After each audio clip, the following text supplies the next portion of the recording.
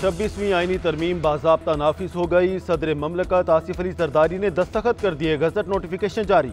नए chief justice of Pakistan की तकर्री के लिए पार्लिमानी कमेटी तश्कील दे दी गई। 12 रुकनी कमेटी में 8 अरकान कौमी असम्बली और 4 सेनेटर शामिल। सेनेट से मुस्लिम लीग नून के आजम नज़ीर तारड़, पीपल्स पार्टी के फारूक एच नाइक, PTI से बैरिस्टर अली जफर और JUI से कामरान मुर्तज़ा शामिल। नून लीग ने कौमी असम्बली से ख्वाजा आसिफ, एहसन इकबाल और शाइस्ता परवेज का नाम दिया। राजा परवेज अशरफ और नवीद कमर पीपल्स पार्टी की नुमाइंदगी करेंगे। सुन्नी इत्तेहाद कौंसिल की जानिब से बैरिस्टर गौहर और साहबजादा हामिद रजा शामिल।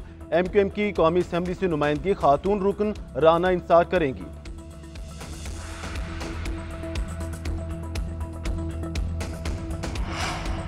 नए चीफ जस्टिस ऑफ पाकिस्तान की नामजदगी के लिए आज आखिरी दिन। पार्लिमानी कमेटी का पहला इजलास आज दिन 4 बजे तलब।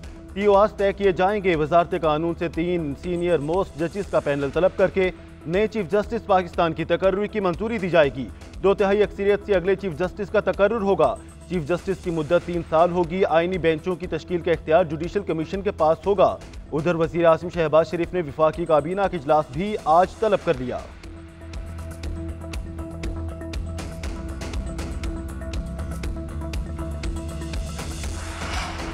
इंट्रा पार्टी इलेक्शन में फैसले के खिलाफ PTI की नजरसानी दरख्वास्त खारिज। बैरिस्टर अली जफर ने 26वीं आईनी तरमीम का हवाला दिया।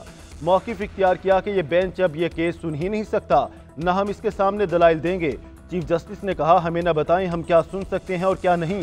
हामिद खान ने कहा, ऐसे शख्स के सामने दलाइल नहीं दे सकता जो हमारे खिलाफ मुतसिब हो। चीफ जस्टिस ने रिमार्क्स दिए, TV पर बात करने के बजाय मुंह पर बात करने वाले को मैं पसंद करता हूँ।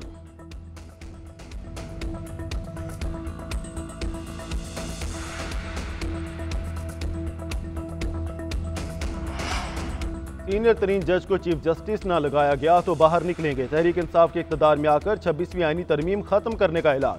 वज़ीर आला अली अमीन कंठापुर कहते हैं, वफादारियां बदलने वालों को नहीं छोड़ेंगे।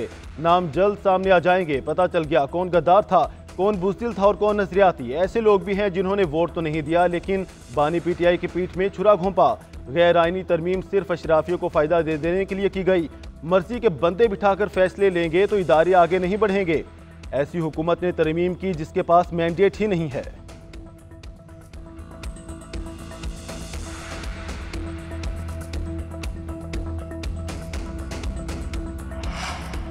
लगता है अब सुप्रीम कोर्ट में हर रोज सवाल उठेगा कि केस आम बेंच सुने या आईनी। मुसाबकती कमीशन केस में जस्टिस मंसूर अली शाह के रिमार्क्स। इस्तफसार किया कि यह केस आईनी बेंच में जाएगा या हम सुन सकते हैं। फरोग नसीम ने बताया, सियासी मुकदमात अब आईनी मुकदमात बन चुके हैं। जस्टिस आयशा मलिक ने रिमार्क्स दिए, आप जाने और आपके आईनी बेंच जाने। मौसमियाती तब्दीली अथॉरिटी केस में अटॉर्नी जनरल ना पहुंचे।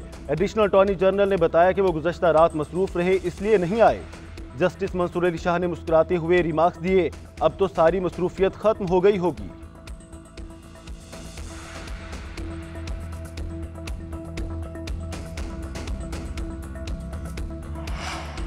लीगी रुकन आदिल बाज़ई को आईनी तरमीम में वोट ना देना महंगा पड़ गया। स्पीकर ने इलेक्शन कमीशन को नाअहली का रेफरेंस भेज दिया। नशिस्त खाली करार देने का मुतालबा। आदिल बाज़ई का लेवान से गैर हाजिर रहे थे। नून लीग के सदर नवाज शरीफ ने आदिल बाज़ई के खिलाफ रेफरेंस स्पीकर को भिजवाया था। इलेक्शन कमीशन में आदिल बाज़ई नाअहली रेफरेंस बुध को समाअत के लिए मुकर्रर। चीफ इलेक्शन कमिश्नर की सरबराही में 5 रुकनी कमीशन केस सुनेगा। नवाज शरीफ और आदिल बाज़ई को नोटिस जारी।